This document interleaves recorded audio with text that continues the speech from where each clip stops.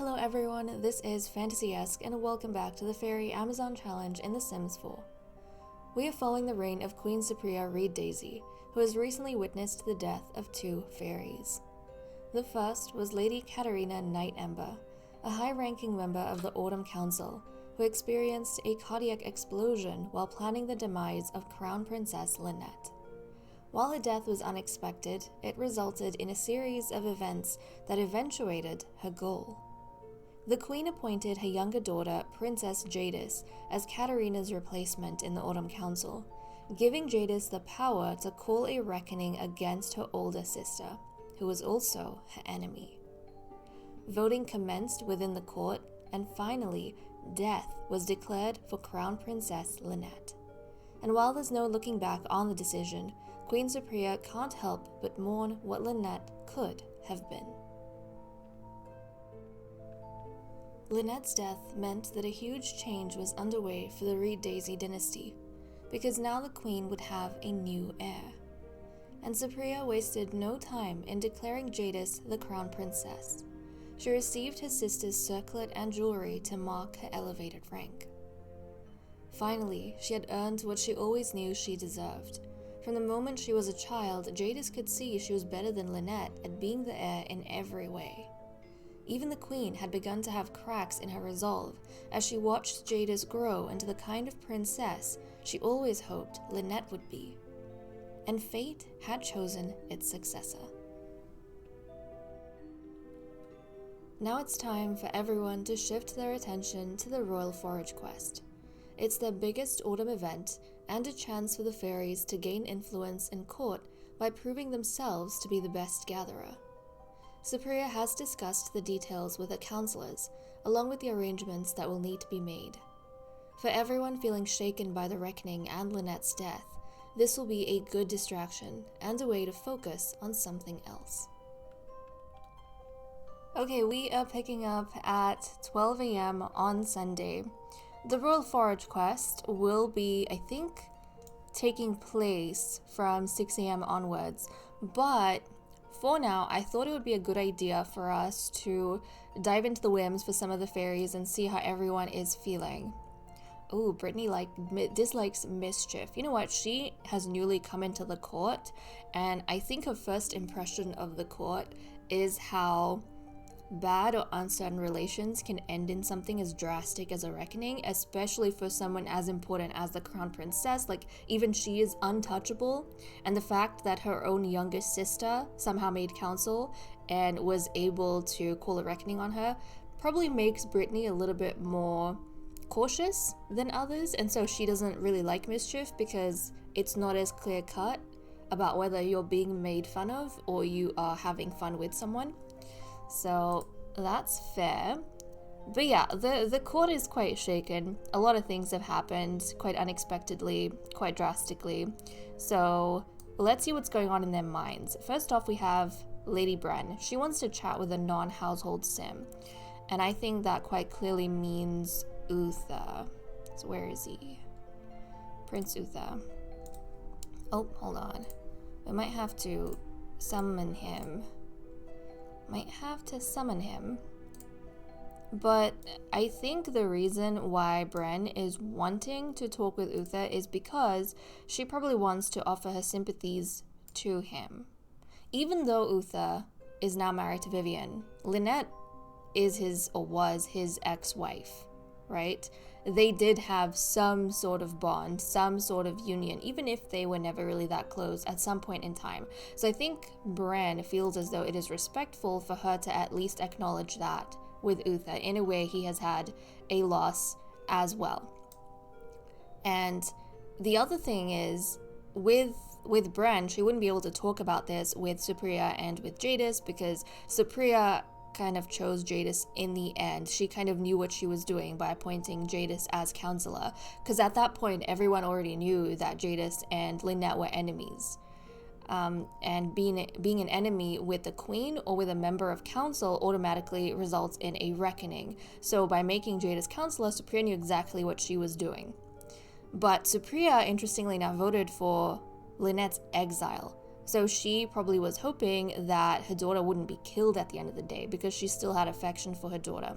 Bren was also someone who voted for exile. But, obviously Jadis didn't.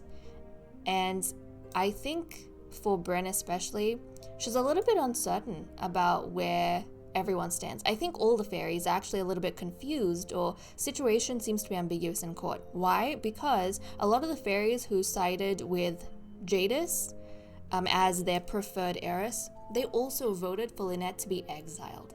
And some fairies like Sycorax, who has pretty much been Lynette's best friend and she preferred Lynette as the heiress, she unexpectedly voted for Lynette's death. So I think the fairies, they don't really know who to trust in court right now.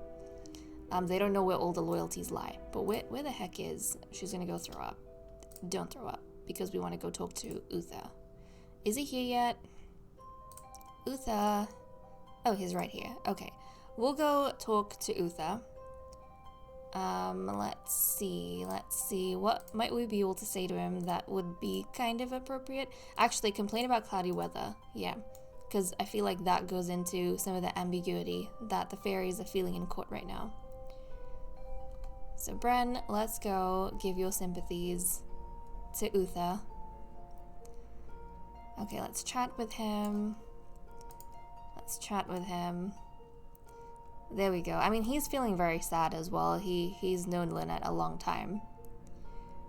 And I don't think he would have regrets per se about what happened to their relationship, but at the end of the day, she was still someone that he grew up with, and I think for anyone it is quite horrific to see someone like her being killed this way by her own family member, So okay, I'm gonna count this as complete.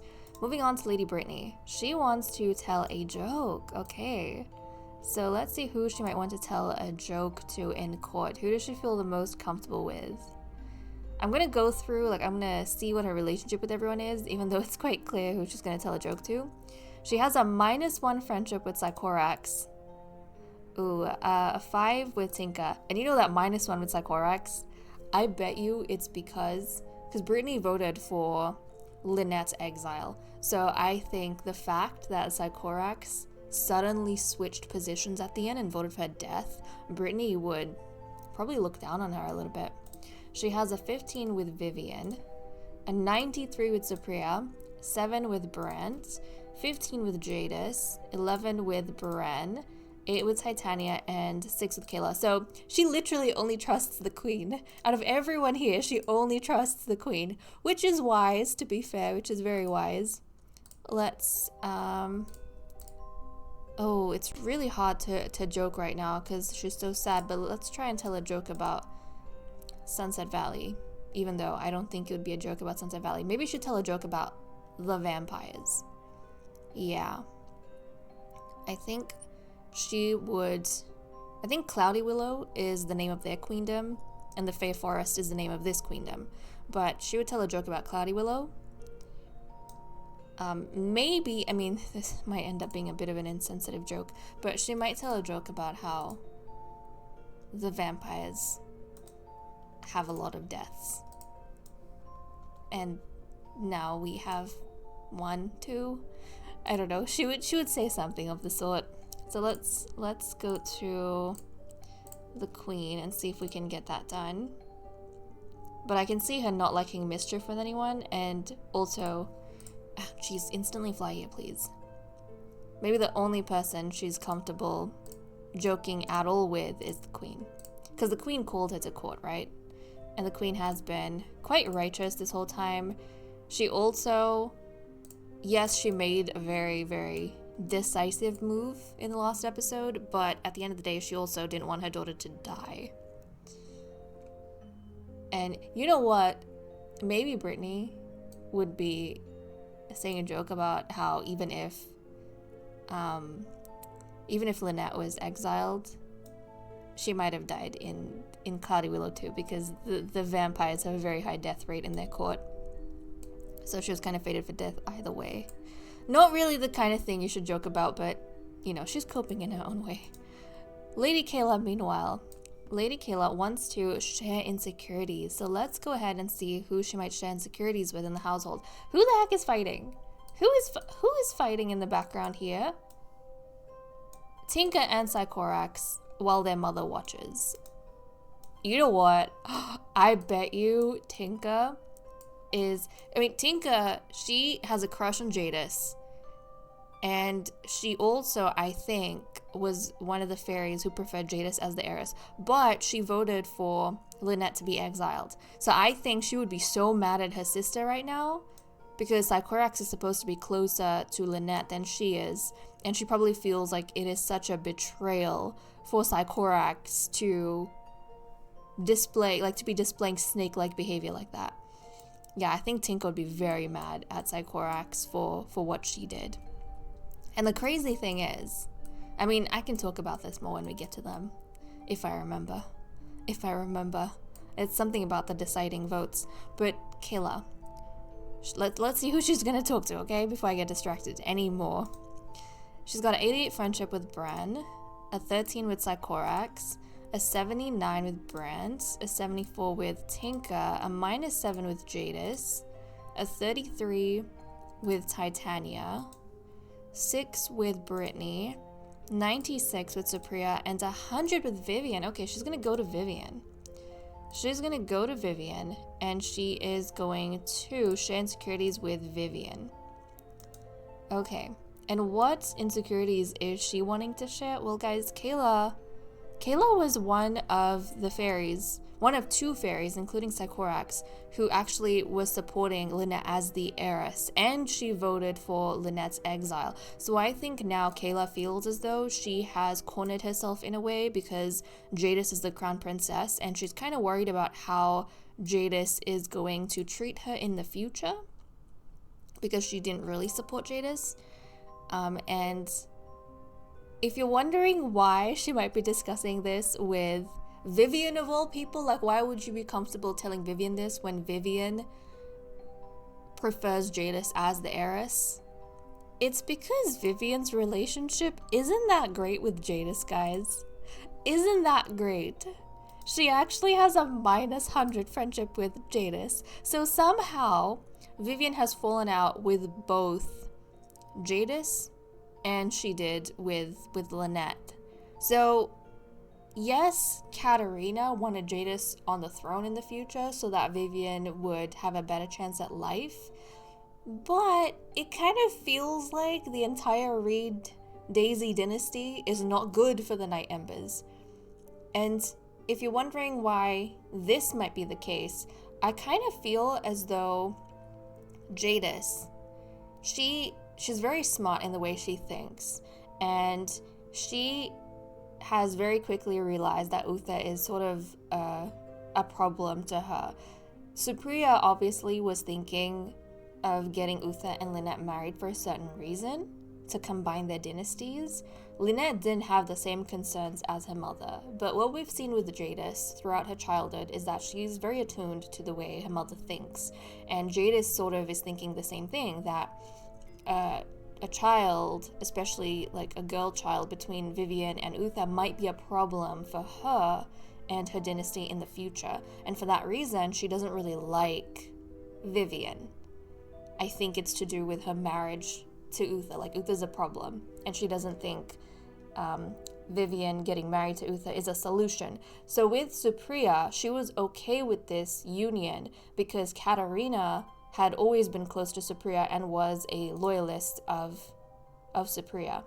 However, in the following generation, Vivian and Titania, they have always kind of leaned towards Lynette until their friendship was ruined, but they were always closer to Lynette than Jadis. Jadis was never their first choice, and Jadis is remembering all of that, and she's keeping all of that in mind.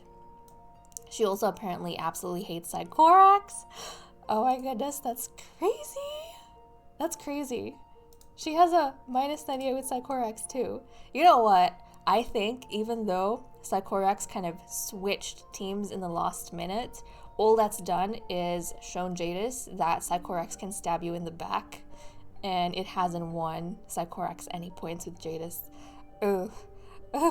Okay, there's so much drama happening. So much drama.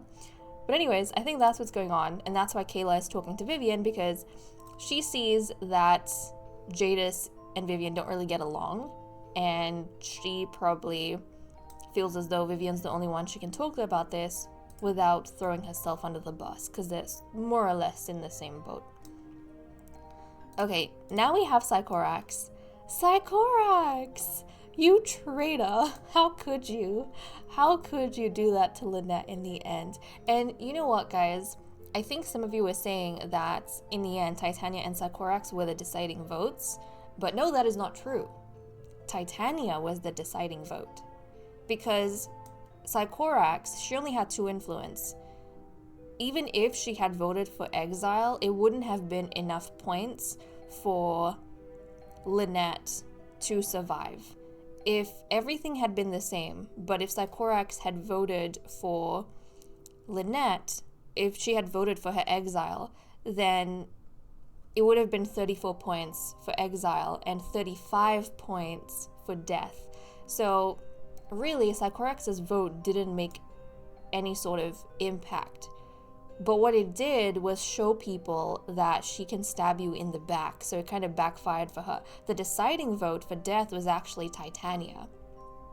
Titania, who was another enemy of Crown Princess Lynette. So that's kind of wild.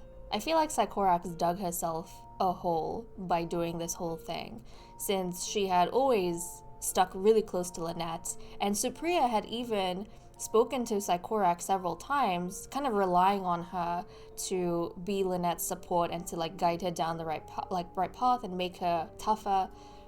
And to see Sycorax backstab her in the end, like, that was wild. I was not expecting that. But she wants to talk to her father, Holly, who we don't really see them interact with much, but we're gonna summon Holly over. We're gonna teleport him over.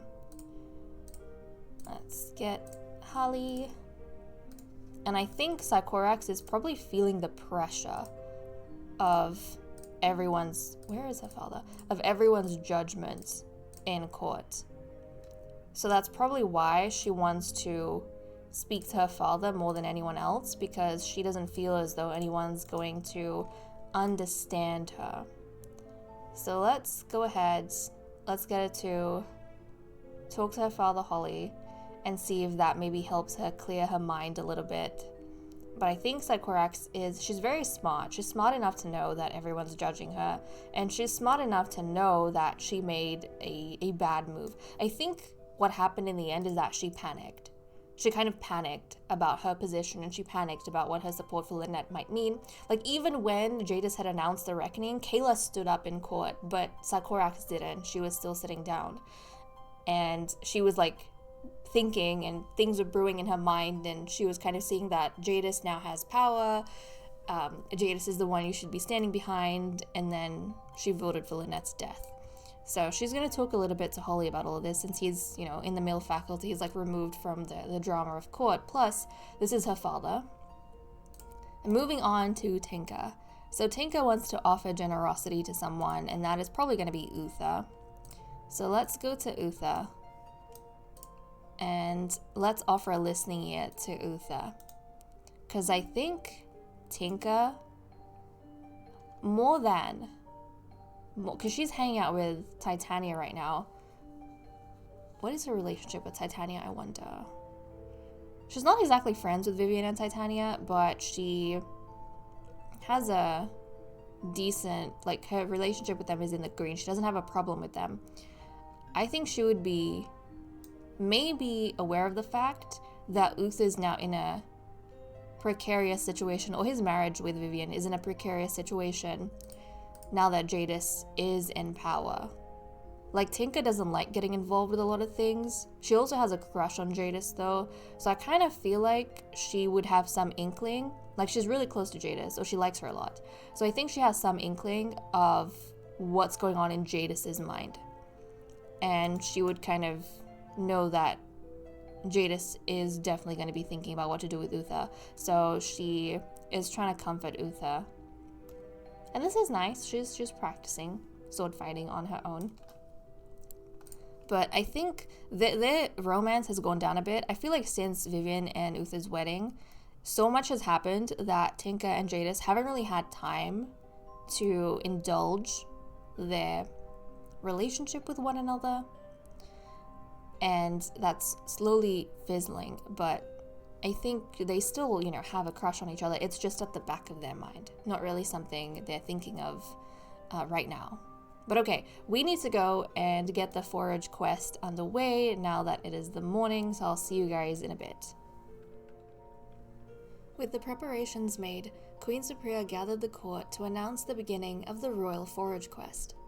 The purpose of the event was simple: to find and present items of the most value to the court. The fairies would be given a chance to go off in groups and forage for things in the surrounding forest, and the one with the best findings would be declared the winner. It was a good chance for them to get in touch with nature as well. The queen led the younger fairies off first to find some forageable items. They followed her with excitement, eager to prove themselves and impress the court with their skill. The Night Ember sisters were quite confident, already having a good standing in court, whereas the Falcon Russell sisters a bit more hesitant, having to exercise more caution with their steps. Uther, of course, served as a wonderful distraction, scaring his wife Vivian with all sorts of poisonous plants and bugs, an interruption that didn't escape the notice of Crown Princess Jadis, who looked at them from the corner of her eye with distaste. Then came the older fairies, showing their mettle and experience for identifying and gathering items in the forest. Bren was the first to get into the soil and search around, followed by Brant and Brittany, then Kayla. At the conclusion of the quest, the fairies gathered once more to present their findings. Queen Supriya presented the court with a Bare Essentials gnome. Lady Bren presented the court with an apple. Crown Princess Jadis presented the court with a snapdragon. Lady Brant presented the court with a spotted leaf frog. Lady Kayla presented the court with a lily. Lady Brittany presented the court with an onion. Lady Vivian presented the court with a daisy. Lady Titania presented the court with a chrysanthemum. Tinka presented the court with a bluebell. And Sycorax presented the court with a potato. The Autumn Council had the honor of announcing Queen Supriya as the winner of the Royal Forage quest, with a Bare Essentials gnome valued at 310 simoleons. While the victory boosted the monarch's influence, it was also a reminder for the fairies to trust in their queen and her decisions, because she was the best among them and the most capable of seeing what the future demanded. Okay, the forage quest is over. The fairies are sword fighting. I suppose they're starting to mingle a little bit, but that's fine. I thought we would take some time and get the queen to use her fairy powers to influence some of the relationships in court. And where is Brant going to throw up? Sorry, Bren. Let's not throw up right now. Let's try and at least, stay here for a little bit while the queen's doing this. And Sycorax is sword fighting with Tinka and Uther is distracting us, or I suppose his chatting with Vivian, which might be a good thing. But okay, let's see what exactly the queen wants to get done. And guys, don't the displays look so cute with the gnomes and all the stuff that the fairies found? Oh, it's so cute. Since we have gnomes here pretty much all the time, I thought it was quite fitting to get the gnomes to be the ones holding the pedestals, or being the pedestals for all of these things gathered by the fairies from the forest. So okay, we need to go ahead and get some things done with Queen Supriya. Supriya, I can't even remember her name. With Queen Supriya. She is going to influence her relationship with... Where is she? Hold on a second, where is she? Crown Princess Jadis. She's gonna influence her relationship with Crown Princess Jadis, and I rolled a number 2. So she's gonna decrease the friendly relationship with Jadis. Right now her friendship with Jadis is at 91. Now, the reason why this is happening, I think, is because the Queen had hoped that Jadis would perform really well at the Royal Forage quest and be the one to gain an extra influence point. But the Queen ended up outperforming her own daughter, and right now her relationship is at 64. Now, I don't think this has anything to do with Jadis giving her sister a death vote and killing Lynette. I don't think the Queen would blame Jadis for that, because whoever declares a reckoning is automatically gonna give that sim a death vote. So the Queen knew what she was doing when she appointed Jadis as counselor. She knew that Jadis doing a reckoning or calling a reckoning on Lynette was gonna be automatic. She also knew that in that reckoning, Jadis would vote for Lynette's death. The Queen was aware of this. But I think because of what it cost for Jadis to become a crown princess, the Queen has higher expectations of Jadis, and so she kind of wants Jadis to be the most exceptional crown princess, like way, way better than Lynette was, and even to an extent better than the Queen herself. And so I think she's a little bit disappointed that Jadis didn't kind of perform the way she had expected. So I think that's what's going on in that front. Next up, the Queen is going to influence the relationship of Lady Kayla. Where the heck did Kayla go? Kayla, you need to be here, please. You need to be here, Kayla. Let's instantly fly here. So she's gonna influence the relationship of Kayla. Let's go ahead and do that. And she's gonna influence Kayla's relationship with Tinka. And I rolled a number 1, so she's increasing friendly relationship that Kayla has with Tinka. Right now Kayla has a, where is she? Right now Kayla has a 74 friendship with Tinka, but obviously the Queen wants to improve that even more. She's probably aware of the fact that Kayla is very worried about how Jadis is going to treat her. She also realizes that Tinka is very close to Jadis. I think the Queen wants to encourage Kayla to improve her friendship with Tinka, so that if something happens between Kayla and Jadis, Tinka can kind of mediate between them. So the Queen is trying to reassure a member of a court without it seeming like she's meddling, because technically the Queen is supposed to be on Jadis's side and the royal family is supposed to be united. So if she overtly shows that she is reassuring Kayla, she's undermining her daughter in a way. So that's kind of what's going on in the court. And right now Kayla has a 99 friendship with Tinka, which is really, really good. But that's where the court stands as of now. And with that said and done, I am going to leave off here. Thank you so much for watching. I hope you all enjoyed, and I will see you all next time. Bye-bye.